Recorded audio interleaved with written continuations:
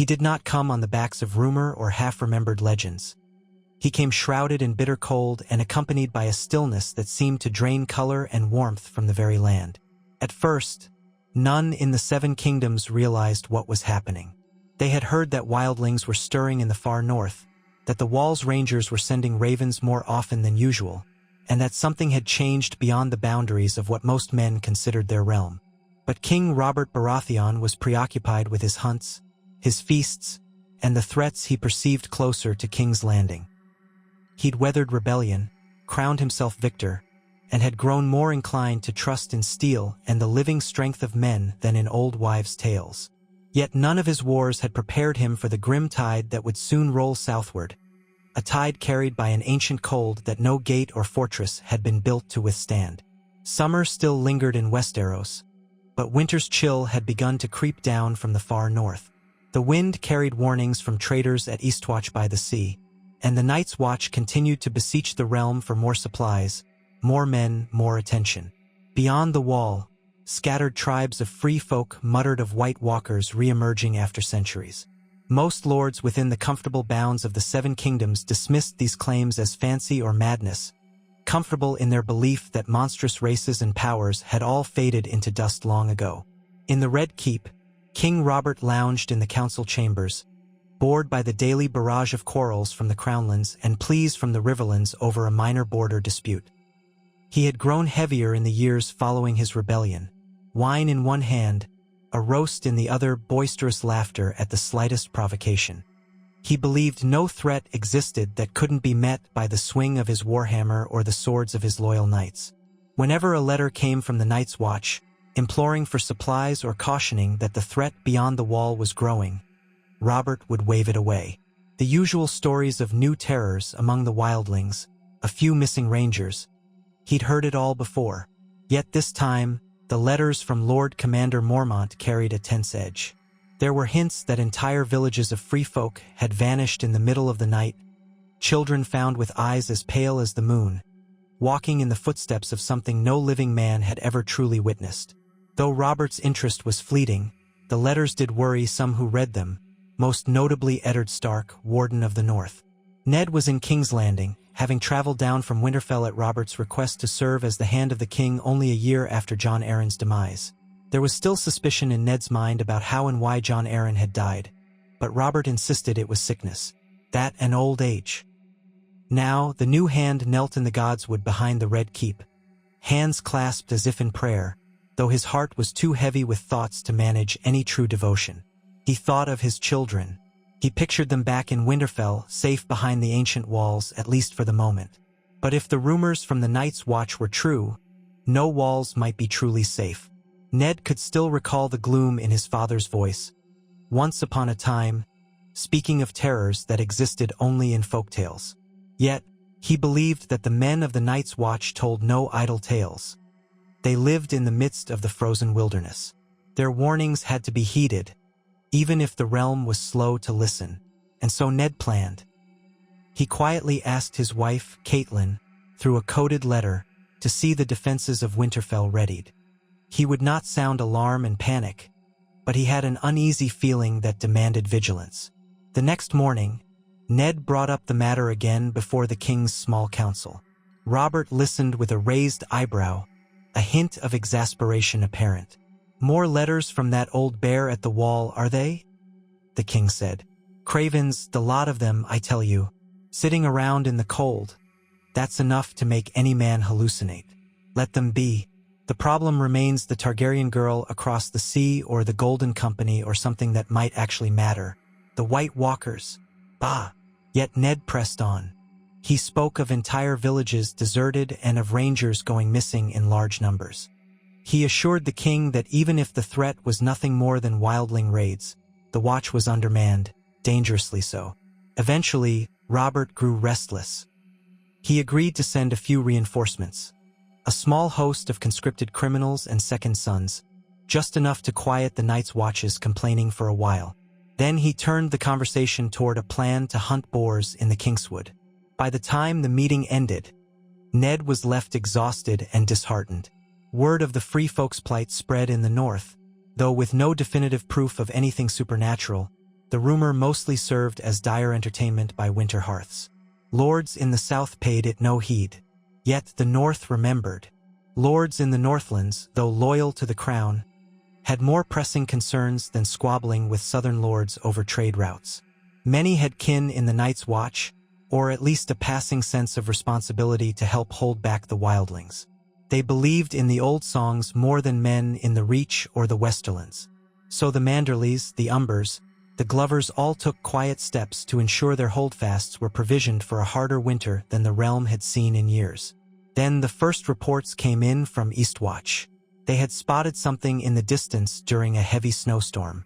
The watchers there described figures like pale, gaunt men riding dead horses or something akin to horses accompanied by wights, though they did not use that word in their initial messages. They were too stunned to believe what their eyes told them. They were more certain about the outcomes. Entire stretches of the Frostfangs left abandoned, remnants of bonfires in which not even ashes remained. When the king's messenger arrived to deliver the news in King's Landing, Robert was in his solar, finishing a flagon of spiced wine after a hearty meal.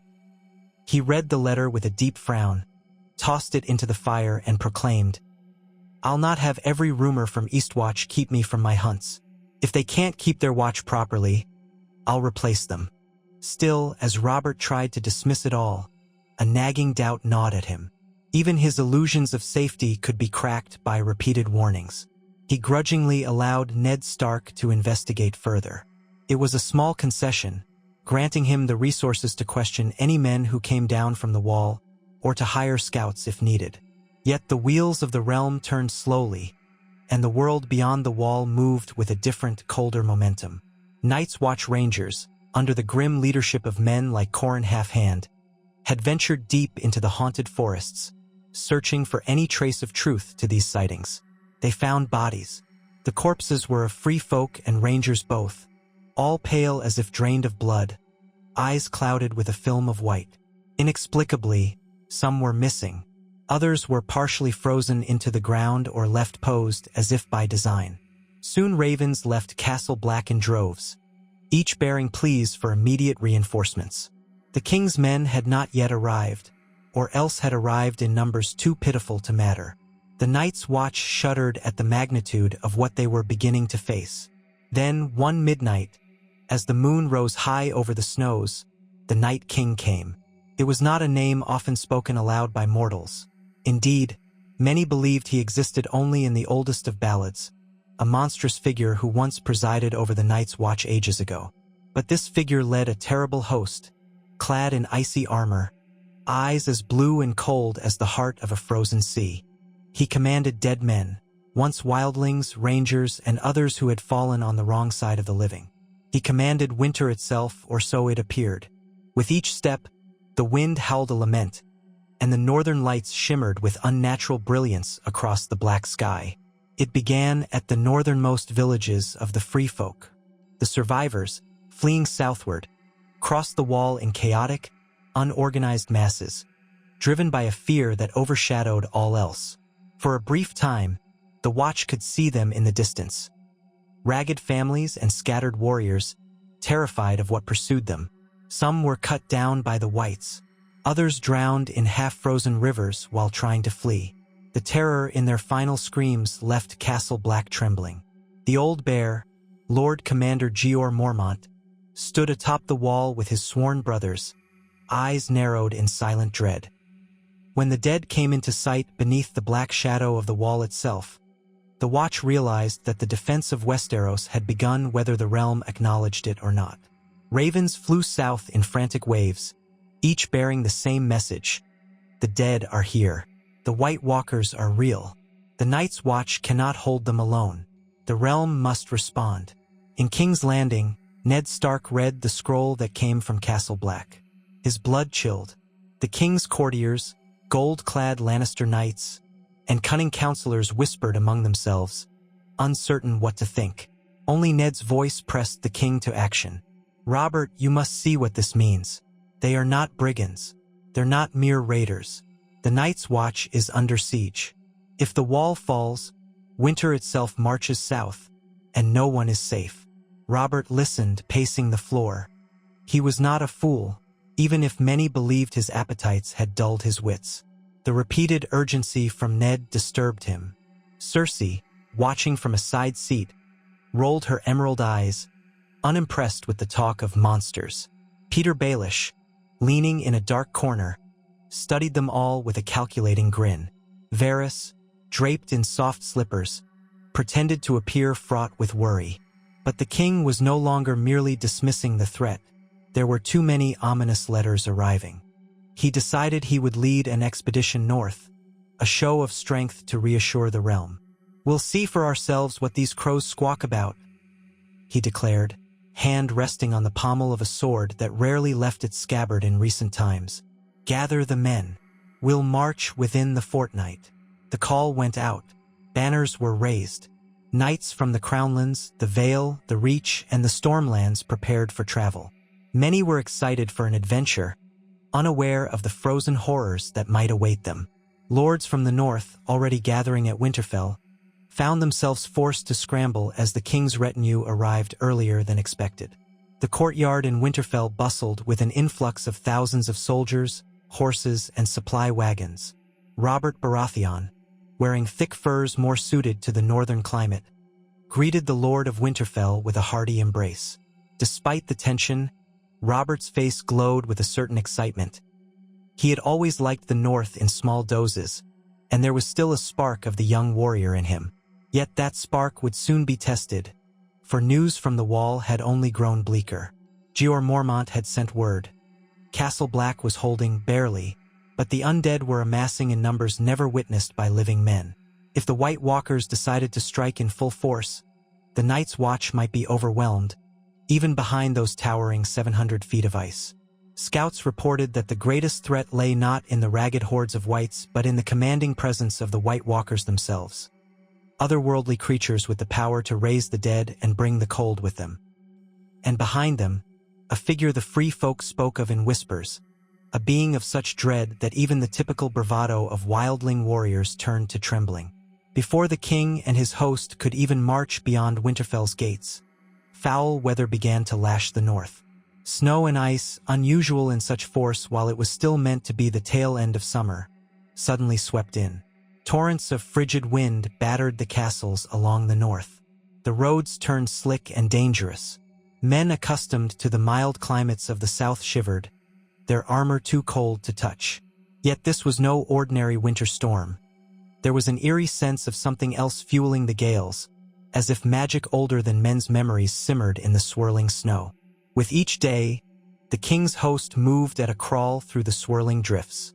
Many of the outriders lost their way, and a fair number never returned. In time, the gloom of the sky lifted enough to reveal the towering shape of the wall in the distance, like a colossal gravestone marking the boundary between the realm of men and that of nightmares. Most of the southern knights had never seen anything like it. They gazed up, jaws slack, at the enormous barrier of ice. Robert, for all his bravado, felt a prick of awe. He forced a grin, as if to deny any fear and to bolster his men's confidence. "Now there's a marvel," he muttered. "A wonder it's held for all these centuries." They rode into Castle Black beneath a sunless sky. The yard was filled with black-clad brothers forging weapons, repairing armor, tending to wounded men who bore wounds rimed with ice crystals. The Lord Commander received the king with only the most basic ceremony, for there was no time to spare. Mormont, face grim, brought them inside to speak of the White Walkers. In the old tales, they came during the long night. They nearly destroyed the realm. We do not know why they have returned now, but all signs suggest they are massing. They may test our defenses soon, or they may simply bide their time until the cold grows deeper. Robert listened, glanced about at Ned, at Mormont, and at the other lords who had ridden north with him. Tywin Lannister had not come, sending instead a contingent commanded by Ser Jaime. The imp, Tyrion Lannister, stood near the back, quietly absorbing every piece of information. Ser Barristan Selmy, the old knight, had come with Robert, his face unreadable. Across from them, dwarfed by the high rafters of the chamber, Samwell Tarly, steward to Maester Aemon, shifted anxiously from foot to foot. The king saw fear etched in the faces of every brother of the Night's Watch. These were men who had spent their lives in a harsh land, who had seen wildlings, giants, and worse. For them to tremble, the threat had to be real indeed. After a hurried meal of black bread and hot stew, the king resolved to see it for himself. He led a scouting party atop the wall, where the biting wind threatened to tear their cloaks from their shoulders. From that dizzying height, they gazed north. What Robert first took to be a line of trees in the distance shifted. He squinted, leaning forward against the cold. It was not a forest silhouette, nor was it a gathering of wildlings. It was an army, pale shapes moving in an organized mass, thousands strong, accompanied by darker shapes that could have been monstrous beasts. The glimpses were fleeting, partially obscured by the swirling snows, but it was enough. 7 hells, Robert muttered in a hollow voice. We're not ready to face that. That evening, the lords gathered in the common hall of Castle Black. The king slammed a gauntlet fist on the table, making the cups and bowls jump. This is no small threat. We'll need more men, more steel, more fire. I'll call the banners of all the realm if I must. Ned Stark suggested sending riders to every corner of the 7 kingdoms with the message. The dead have returned. Winter is here in truth. He also urged that they begin preparations for a defense in the open field south of the wall, perhaps at the last river or near the Queen's Gate. We cannot simply let them approach the wall in full. We should meet them where we can maneuver, Ned said softly. But others argued that the might of the wall itself was their greatest advantage. Barristan Selmy, with quiet respect, voiced his caution. My king, the wall stands, but if these creatures have ways to breach it, we must not risk dividing our forces too hastily. If the wall can hold them, we should use it. Ser Jaime Lannister, as flamboyant as ever, had little interest in old stories. Yet even he could not deny what they had seen from atop the wall. We need to fight them, yes, he said, but I will not freeze my arse off here forever, waiting for them. If they'll come, let's lure them in and smash them. The conversation grew heated. Robert was torn. On one hand, he favored meeting them at the wall with all the realm's power behind it. But the logistics were daunting. Even calling all the banners would take time. Weeks, possibly months for the Lords of the Reach, Dorne, and the Westerlands to arrive. Would the undead wait that long? They had no answers. Eventually, the king decided on a compromise. He would send urgent summons throughout the 7 kingdoms, commanding lords to march to the north with all haste. Meanwhile, he would gather as many men as were already present. His Crownland troops, some Northmen, the knights who had traveled with him, and venture beyond the wall in a carefully scouted mission. He wanted to strike a blow at this undead host before it could organize. If we can kill their leaders, maybe the rest will fall apart, Robert reasoned, though no one truly knew the truth of these creatures' vulnerabilities. Rumor said they fell to dragonglass or Valyrian steel, but were these tales or proven fact? Ned placed a hand on the king's shoulder, voice low so that none but Robert could hear. You risk too much. You are the king. If something should happen to you... Enough, Robert answered. I'll not cower in a castle while the realm faces this. I am Robert Baratheon, not some milk drinker of the free cities. I earned this throne in battle. If I must defend it again, so be it. The next day they prepared. The blacksmiths at Castle Black hammered dragonglass arrowheads, for rumor said that dragonglass could kill White Walkers. Some of the lords wore their castle-forged steel, while a precious few bore Valyrian swords, ice, the great sword of House Stark, among them. They tested it on thick logs, but whether it would work against the White Walkers was another matter. They had only a handful of obsidian daggers, not nearly enough to arm the entire host. Even so, the men tried to bolster their confidence with jokes and bravado, though fear lingered in the corners of every conversation. Meanwhile, the Night King was on the move. Reports came of smaller bands of undead advancing through the forests, perhaps scouting for weaknesses. One group clashed with a ranging party from the Night's Watch. None of the rangers returned. The watchers atop the wall glimpsed a swirl of pale shapes, the glint of ice swords, and then the darkness closed. The next morning, The rangers themselves could be seen in the distance, shambling in the ranks of the dead, eyes ice blue.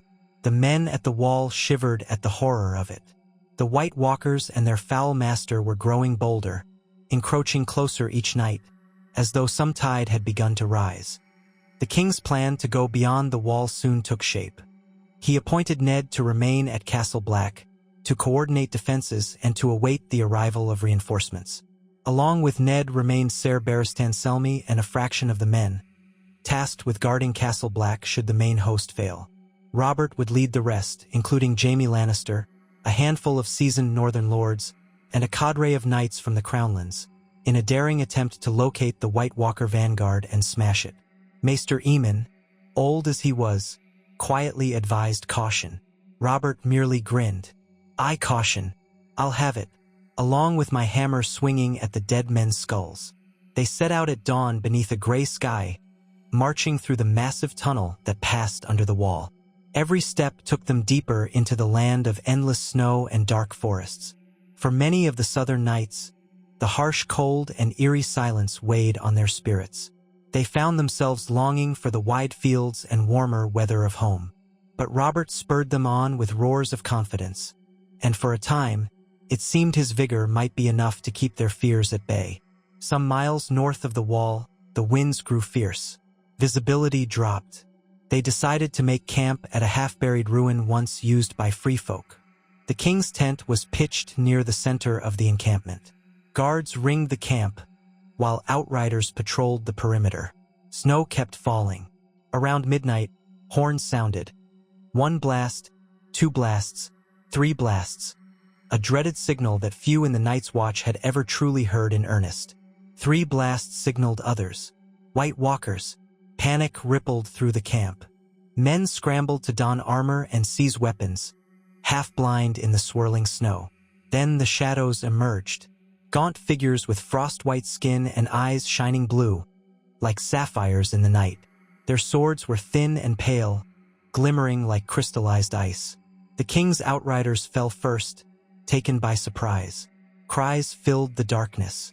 The White Walkers, silent as the grave, drifted forward, accompanied by whites. Some whites wore ragged furs, others wore the battered black of the Night's Watch. Their presence made men recoil. These were the reanimated corpses of men they might have known only days before. King Robert rose to the clamor, half-dressed in armor, warhammer in hand. He bellowed, "Form ranks!" and hammered aside a white that lunged at him. Jaime Lannister drew his sword, cursing the cold. Half the camp was in chaos.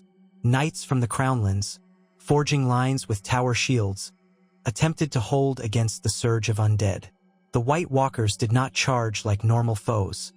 They glided with an eerie, steady purpose, slicing down men with unnatural speed. The living discovered that normal steel shattered upon contact with those icy blades. Some men who tried to parry found their swords cracking, or their arms going numb from the cold shock. But in the swirl of carnage, a few glimpses of hope emerged. A knight from House Celtigar, armed with a dragonglass-tipped spear, impaled a White Walker through the chest.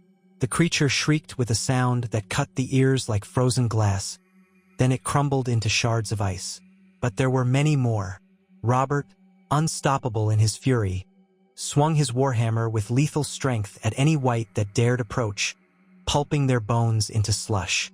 Yet when a tall White Walker drifted in front of him, Robert's trusty steel head crashed into its blade with a terrifying ring, and the hammer's metal face cracked. Robert staggered back, stunned at the power behind the White Walker's parry. Elsewhere, Jaime Lannister slashed at a White Walker with all the skill he possessed. His blade, top-quality castle-forged steel, met the freezing edge of the other's sword. A sharp crack, and Jaime's blade snapped in two. For a moment, the Kingslayer nearly lost his life, but a northern bannerman tackled the White Walker from behind, brandishing a dragonglass dagger that he desperately stabbed again and again. The White Walker burst apart in a swirl of ice crystals. Jaime stumbled away, shocked and breathing heavily, forced to scavenge a new weapon from a fallen comrade. The whites pushed in from all sides. Torches and pitch were set ablaze, for fire at least seemed to make the dead recoil. The combined might of the king's host, though numerous, was not prepared for the absolute terror that these beings inspired. Snow quickly turned red with the blood of the living, and black with the rotted gore of the undead. Men cried out for the seven, for the old gods, for any salvation. After what felt like an endless night, the White Walkers withdrew, or perhaps they had only come to test the camp's defenses. They melted into the darkness, leaving behind a nightmare. Hundreds of King Robert's men lay dead, many more wounded. Some died of frost-laden injuries, as if the cold itself had crawled into their bodies. Others rose again as wights, forcing their former brothers in arms to strike them down. Near dawn, the battered survivors huddled around the flickering fires, trying to stave off the chill in their bones. Robert stared at the shattered remains of his hammer, rage and disbelief etched on his face. "They are worse than we imagined," he muttered. Jaime spat onto the snow, face drawn and pale. "We can't fight them head-on in the open," he said, voice tight. "We'd do better behind the wall, with 1,000 archers firing dragonglass." They had agreed to this mission hoping to deliver a bold stroke, but the sheer power of the White Walkers was beyond anything they'd expected.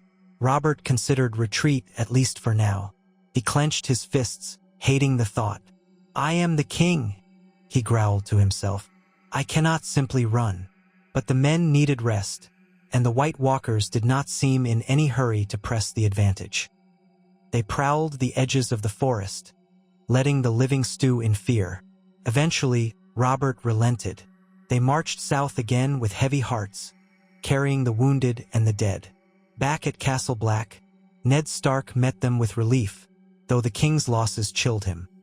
He saw the haunted look in Robert's eyes and realized that no story or rumor could have prepared him for the sight of the others. Whispers spread among the troops that the king himself barely survived. Tensions were high, morale low. "We must hold the wall," Robert told Ned, "and we must call every bannerman, every last one." He seemed a changed man, as though the brash warrior of old had returned, overshadowed by grim determination. "We'll fill the north with an army the likes of which the realm has never seen. And if that's not enough, I'll gather dragonglass from Dragonstone, from anywhere we can find it. Hell, if I have to beg the Targaryen girl across the sea for help with her rumored dragons, I might yet do it." Ned kept his voice low and calm. "We'll do whatever it takes. The living must stand together." So the ravens soared across Westeros, carrying the royal decree to every keep, large and small. Make for the north with all haste. This was no simple call of fealty or muster for a petty war. This demanded all able-bodied men to converge, all blacksmiths to churn out arms and armor day and night, all harvests to be stockpiled for the biggest conflict in recent memory. Lords across the land reacted in various ways. Some, like the Martells of Dorne, hesitated.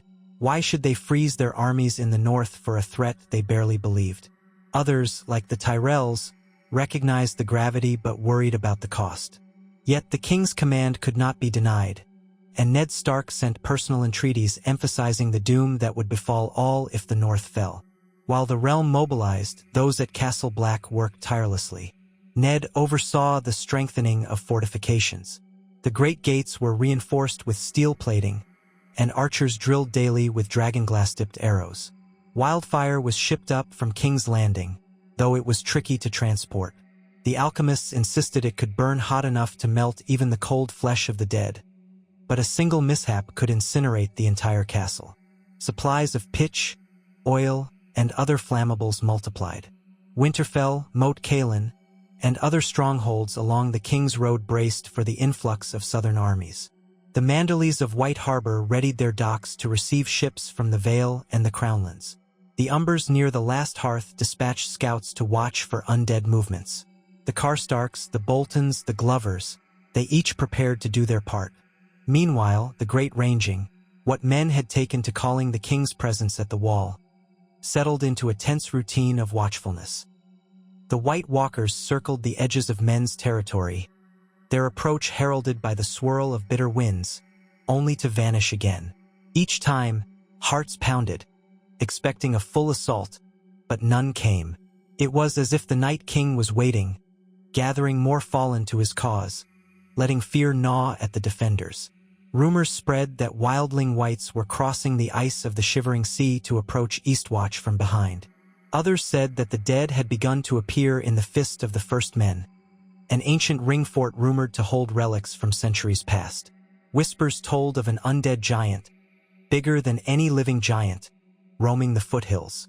Every rumor added a layer of dread. King Robert, for all his new seriousness, was not an endless well of resolve. He grew moodier with each day as the armies of the South took their time. Drinking was no comfort now. Wine only made him brood. At times, he would rage about the Lannisters not sending more men quickly enough, or curse the Tyrells as flower pickers for their delays. He missed the simpler days of roving the battlefield with a known enemy to crush.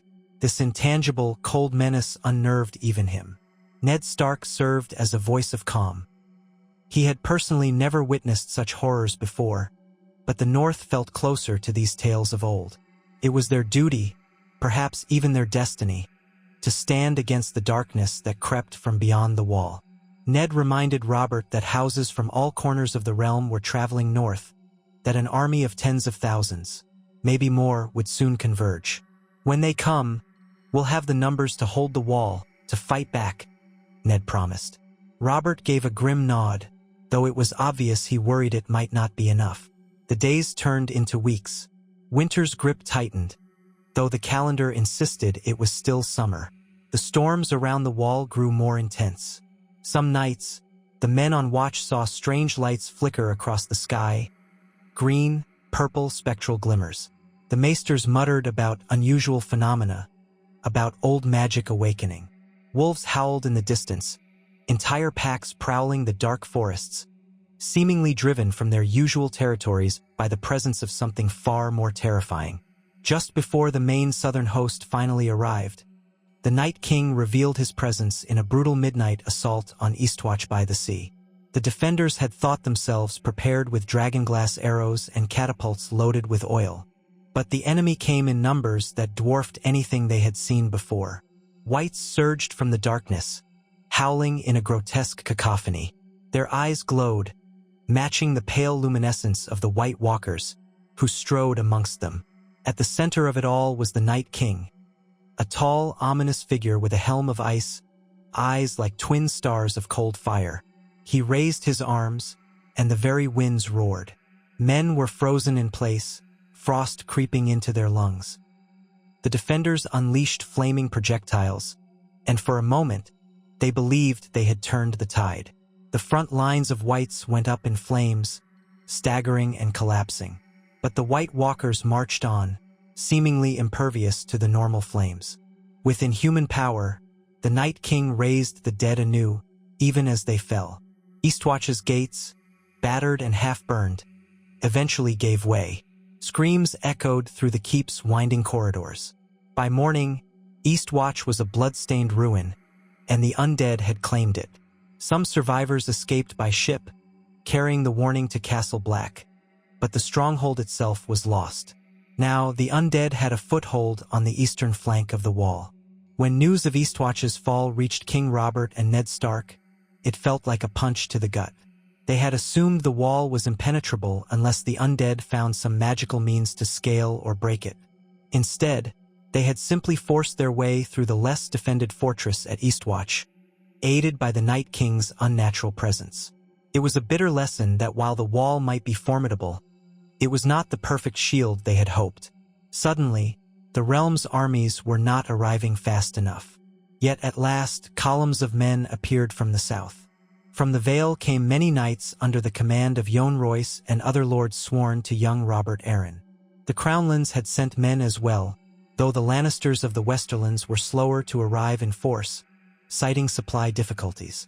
Even so, Jaime Lannister had arranged for more of his father's men to march. Lords of the Reach, Randall Tarley at the forefront, showed up with a large force, albeit lesser in number than might have been expected, as Mace Tyrell was still mustering in Highgarden.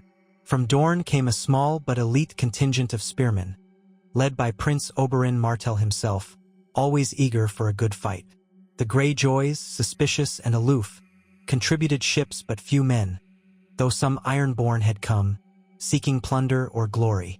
All these forces converged at Winterfell or Castle Black, and though coordination was difficult, the total strength was immense. Tens of thousands of soldiers, knights, archers, spearmen, and the small but critical cadre of blacksmiths producing dragonglass weapons. The plan that emerged was ambitious. They aimed to seal any breach at Eastwatch if possible, or at least contain the undead there while the main force used the length of the wall to their advantage. The king decided to commit the majority of men in a stand near Castle Black and the surrounding region, hoping to meet the undead in a decisive clash before they could move deeper into the north. Meanwhile, a specialized group of rangers and knights, armed heavily with dragonglass, would infiltrate behind the undead lines to target the White Walkers, ideally the Night King himself. If he was struck down, perhaps the rest would falter. It was a gamble based on rumor, but they had few other options. Robert, still in command, placed Ned Stark in overall authority of the defense of Castle Black, trusting his strategic sense and knowledge of the terrain. Jaime Lannister, once recovered from his near-death experience, volunteered to lead the infiltration. Oberyn Martell insisted he join as well, claiming he had no fear of ghosts or ice demons. A handful of rangers from the Watch, including Qhorin Half-Hand, accompanied them, serving as guides through the harsh wilderness. One evening, as the final preparations were being made, Ned Stark found Robert sitting alone atop the wall, gazing out at the swirl of snow under a cloudy sky. The king had a new warhammer, reforged by the best smiths from King's Landing, its head etched with runes that the maesters claimed might help resist the cold. Yet Robert looked older, tired. "All these years," he said, not turning, "I was sure our greatest threat was the Targaryens or some other mortal foe. I never dreamed I'd face the stuff of nightmares. Maybe I was a fool not to heed old tales." Ned stood beside him in silence for a moment. "We all were fools not to listen," he admitted. "But the realm has answered your call, Robert. All the great houses, some reluctantly, but they are here." Robert said, letting out a rough laugh. "We've done what we can. Tomorrow or the next day, who knows? The dead might come knocking, and we'll see if our swords are enough." They parted with a clasp of each other's arms, a quiet reaffirmation of their friendship that had weathered rebellions and conspiracies. Now they faced a terror that disregarded all the petty politics of men. The next day at dawn, watchers on the wall blew their horns. The undead were approaching from the north, a vast host blanketing the horizon. From atop the wall, one could see them as a shifting, writhing mass of pale forms. In the distance, the White Walkers moved like ghosts, and at the center of it all, or so some watchers claimed, stood the Night King, unmoving, as if confident in the unstoppable nature of his army. From Castle Black's vantage, Ned and Robert marshaled their forces. Thousands of soldiers lined up behind earthen ramparts and wooden palisades erected south of the wall. They had built defensive positions, dug trenches to be lit with fire, and stationed archers behind. A ring of trebuchets and catapults were readied with barrels of wildfire and pitch. Within the castle itself, another line of defense awaited, while more men climbed the wall to unleash arrows from above. The plan was to let the undead break against their fortifications, to burn as many whites as possible, and to lure the White Walkers into range of dragonglass arrows. If the lines began to buckle, they would fall back to the wall. Meanwhile, Jaime Lannister's infiltration team would try to slip around the battlefield and strike at the White Walkers' flank, or perhaps find the Night King himself. Everyone could feel the tension thick in the air. Knights from the Westerlands tried to calm skittish horses. The men of the Reach sharpened their spears. Northern soldiers stoically donned their furs. Dothraki Sellswords, who had crossed the narrow sea with a merchant caravan, had been paid handsomely to join this fight, though they shifted uneasily in the cold. Even the men of Dorne, typically so proud, pulled their cloaks tight, trying not to let the chill seep into their bones. Across the battlefield, that cold advanced, guided by an otherworldly intelligence. The ground seemed to freeze under the feet of the undead. Snow flurries picked up into stinging gusts. The watchers on the ramparts saw figures once clad in black among the whites, fallen brothers of the Watch, their eyes now full of glacial malice. The sight made some men avert their gaze. How do you fight something that can turn your own dead against you? The horns sounded. The battle for the wall began. At first, the Whites charged forward without subtlety, a mindless wave of death. Archers loosed volleys of dragonglass-tipped arrows. Green fire from wildfire barrels exploded amidst their ranks, sending limbs and torsos flying. The front line of Whites collapsed, some destroyed outright. Still, they kept coming. Catapults hurled pots of burning oil, setting the ground ablaze. The stench of scorched flesh and the eerie shrieks of undead throats filled the air. Despite the carnage, the relentless momentum of the dead never wavered. Then the White Walkers themselves advanced, spaced out along the line, gliding effortlessly over terrain that slowed mortal men. Where they moved, the flames seemed to dim or snuff out. Arrows made of dragonglass soared toward them, but many were knocked aside by their uncanny reflexes, or shattered if they came too close to the White Walkers' icy swords. Here and there, a well-aimed arrow found its mark, and a White Walker would shatter, eliciting a cheer from the defenders. But each kill was hard-won, with many archers losing their lives in the process. Eventually, the Whites closed the distance to the trenches. Fire roared up along the perimeter as the defenders lit the pitch. Rows of undead tumbled into the flames, writhing as their frozen flesh crackled.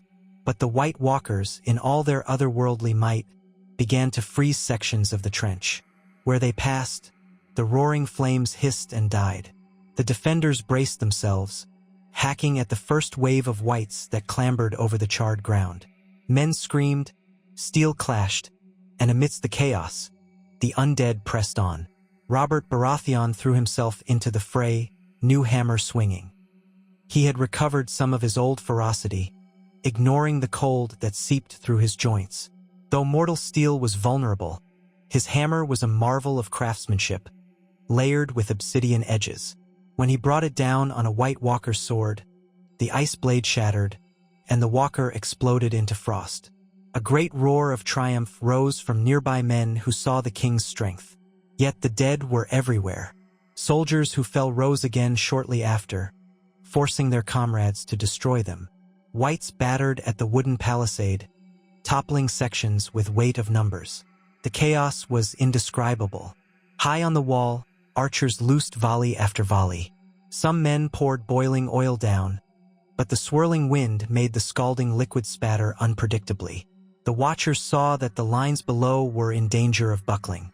The undead were pushing inward at several points. The only hope was to hold long enough for Jaime Lannister's infiltration to succeed, or for the defenders to find and destroy the Night King themselves. Ned Stark, commanding from a vantage point near the gate, wished for more time to coordinate, but the swirling snow obscured both signals and horns.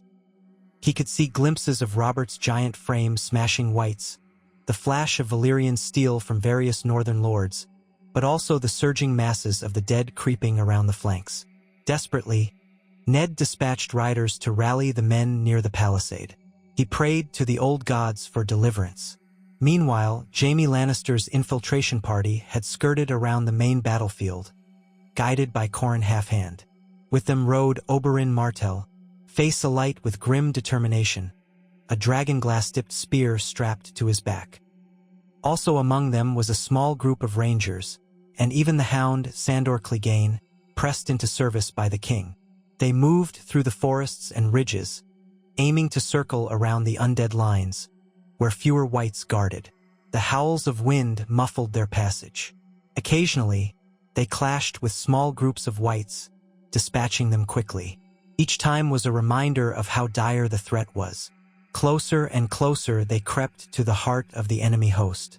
Pale figures drifted through the trees, forcing them to hide behind snowdrifts, breathe quietly, and wait. At last, they saw what they had come for.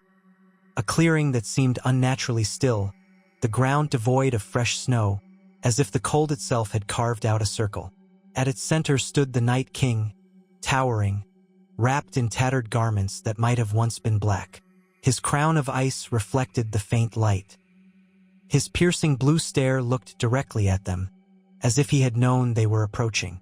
For White Walkers fanned out around him in guard-like formation. The infiltration party realized the risk of direct confrontation.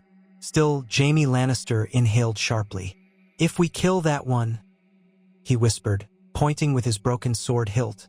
He had scavenged another blade, but still carried the memory of that night. Oberyn nodded, stepping forward. Qhorin signaled them to spread out.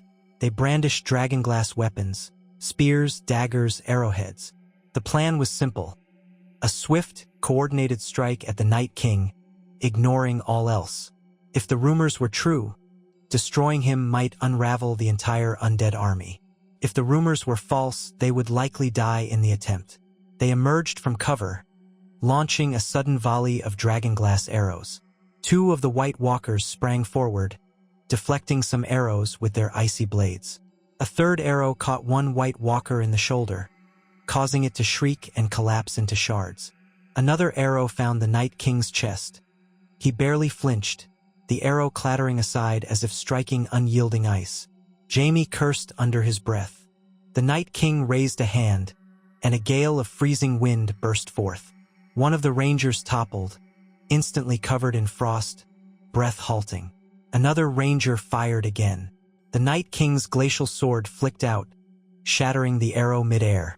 Oberyn bellowed a war cry and lunged with his spear at a White Walker standing between him and the Night King. Their weapons clashed in a spray of ice and obsidian fragments. The Dornish prince's prowess was unmatched by mortal men, but the White Walker was faster than any human. Blow after blow, Oberyn's spear found air, or collided with that crystalline blade. At last, Oberyn managed to slide the spear tip past the Walker's guard, and it pierced the creature's side. The Walker let out an unearthly shriek and exploded into a flurry of frost. Jaime took the opportunity to rush the Night King himself, brandishing an obsidian dagger in one hand, a short sword in the other. The Night King met his charge with a single sweeping stroke. Jaime's sword froze and cracked. The force of the blow hurled him off his feet, slamming him into a snowdrift. He could barely breathe, the chill biting into his flesh. Qhorin Halfhand and another ranger attacked from the flanks. The ranger loosed an arrow at point-blank range. The Night King batted it aside as though it were nothing. Qhorin lunged with a dragonglass dagger, but the Night King's hand snapped forward, grasping Qhorin by the arm. Ice spread from the touch, creeping over the ranger's flesh. Qhorin gritted his teeth, sank the dagger into the Night King's side, but the creature did not shatter. The dagger lodged there, ice cracking around it, but the Night King endured. With one final push, Qhorin twisted the blade. For a heartbeat, it seemed like it might work. Then the Night King clenched his other hand around Qhorin's throat, choking the life out of him as the ice advanced. Oberyn darted in from behind, aiming a blow at the dagger still stuck in the Night King's side, hoping to drive it deeper. But one of the remaining White Walkers slammed into him, their blades meeting in a violent shower of frost. Oberyn twisted away, only to catch the creature's blade across his shoulder. His thick cloak absorbed some of the blow, but the cold seared him. Jaime struggled back to his feet. The world spun. He saw Qhorin's last stand, saw the ranger's corpse drop, already turning pale and stiff. He saw the Night King, that hateful visage calm and unblinking, as if mocking their mortality. With a snarl, Jaime threw himself forward again, ignoring the shards of metal in his broken sword, focusing on the obsidian dagger. He aimed for the Night King's head this time, a desperate thrust. The Night King turned unnaturally fast, catching Jaime's wrist in an icy grip. Jaime gasped as the cold shot through him, and he felt his strength draining. The Night King wrenched his arm, snapping bone and flinging him aside like a rag doll. Jaime landed with a thud, the breath knocked from his lungs. Oberyn, a swirl of fury, tried to intercept the White Walker that guarded the Night King's flank. He feinted high, swept low, and drove his spear through the creature's chest. Again it shattered. For the briefest instant, the way was clear.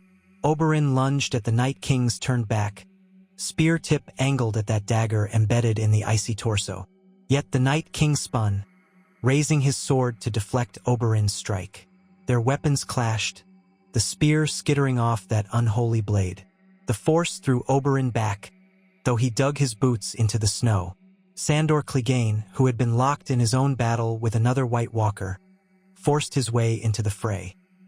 His face was contorted in equal parts rage and terror, but he hefted a dragonglass axe and smashed it down on the White Walker's shoulder. An explosion of ice, and the foe was gone.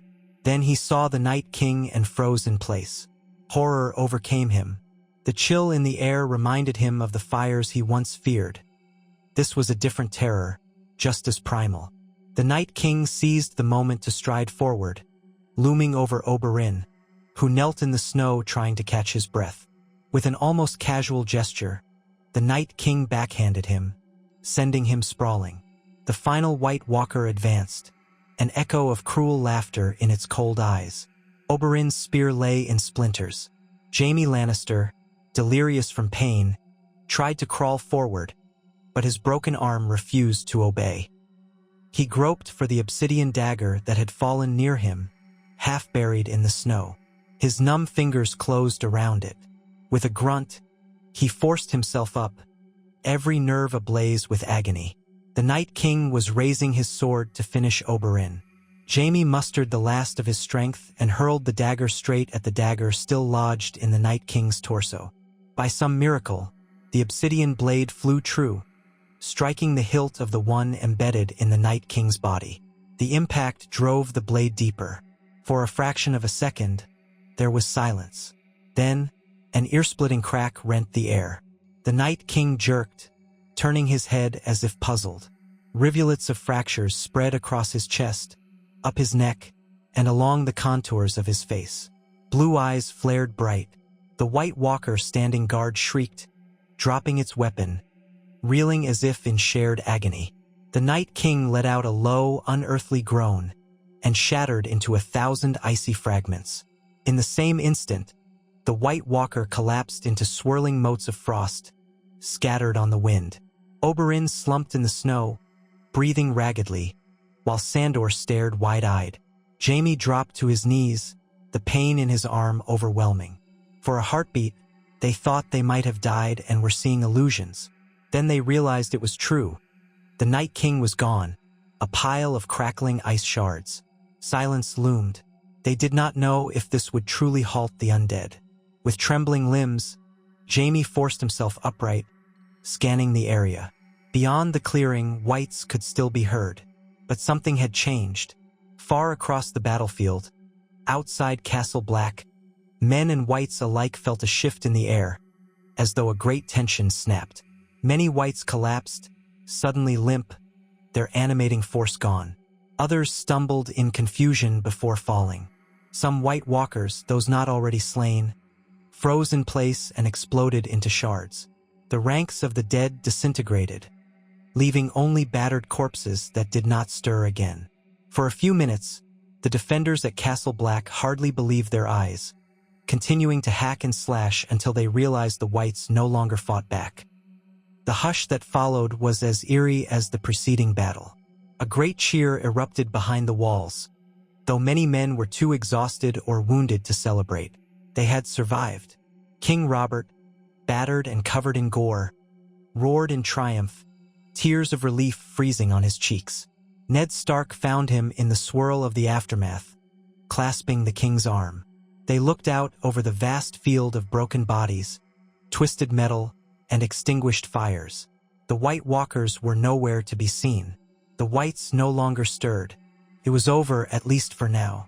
Later, after the immediate crisis had passed, the infiltration party limped back to the main camp.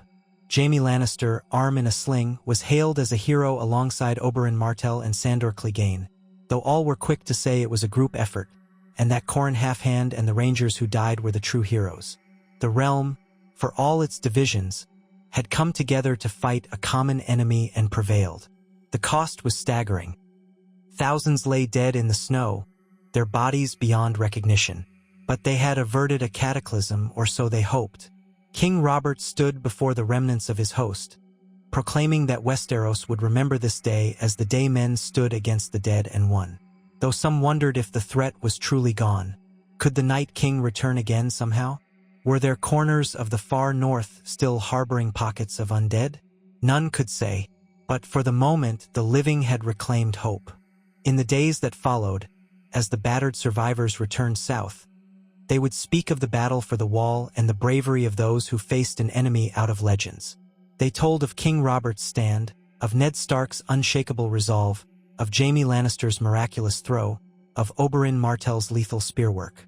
The lords who had arrived too late for the battle found themselves in a strange position. They came prepared to fight for the realm's very survival, only to discover that the main threat had dissolved. Many recognized the cost, the heaps of bodies, the scarred survivors. They also recognized that, for a moment, the realm's petty politics were set aside in the face of the undead.